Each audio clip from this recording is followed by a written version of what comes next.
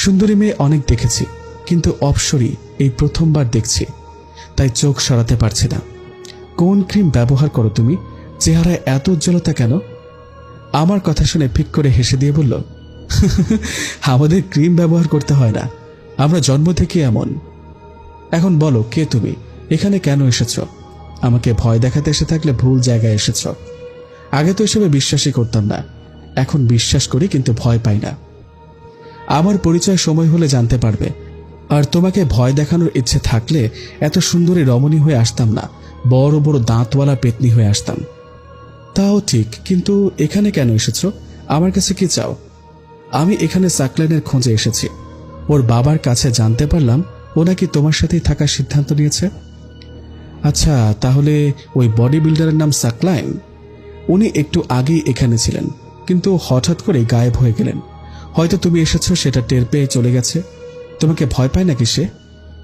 সাকলাইন ছোটবেলা থেকে এমন, সব সময় আমার থেকে পালিয়ে বেড়ায়। ও জানে না আমি ওকে কত ভালোবাসি। কোনোদিন আমার ভালোবাসা বুঝতে চেষ্টা করেনি। কাঁদো কাঁদো গলায় বলল। এত সুন্দরী মেয়েকে ইগনোর করে শালা বদমাস বডি বিল্ডার। আচ্ছা, সাকলাইন সাহেব অন্ধ নাকি? না তো, সাকলাইনের চোখ দেখলে যে কোনো রমণী ওর প্রেমে পড়তে বাধ্য হবে। আমি ওর চোখের নেশায় ডুবে আছি সেই শৈশব থেকে। অন্ধ না হলে তোমার মতো মেয়ের থেকে কিভাবে পালিয়ে বেড়ায়? প্লিজ তুমি কেঁদো না, আমি ওনাকে বুঝিয়ে বলবো। কাঁদলে তোমাকে আসলে দাঁতওয়ালা পেতনির মতো লাগে। হায় হায়, কি বললাম! এখন যদি সত্যি সত্যি ওই রূপ ধারণ করে তাহলে তো আমি শেষ। তুমি অনেক ভালো রিন্তি।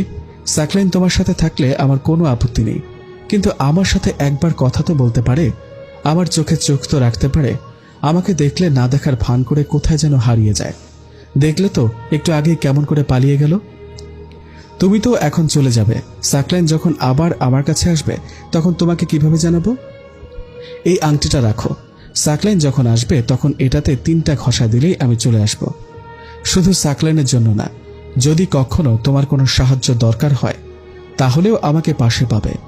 তোমাকে আমার অনেক পছন্দ হয়েছে। হায় হায়, কি বলো? আমাকে পছন্দ হয়েছে মানে? সাকলাইন সাহেবের কপাল পুড়ল, কিন্তু আমি তোমাকে বিয়ে করতে পারবো না। রিন্তি, তুমি কিন্তু ভালো মজা করতে পারো। আজ থেকে তুমি আমার বন্ধু। এখন যাই তাহলে। চলে গেল পরীটা।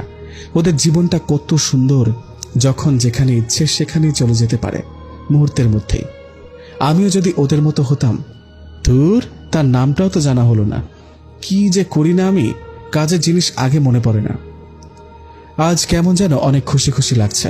আজ মনে হচ্ছে আমি আর একা নই, কেউ তো আছে যার সাথে আমার মনের কথাগুলো শেয়ার করতে পারবো।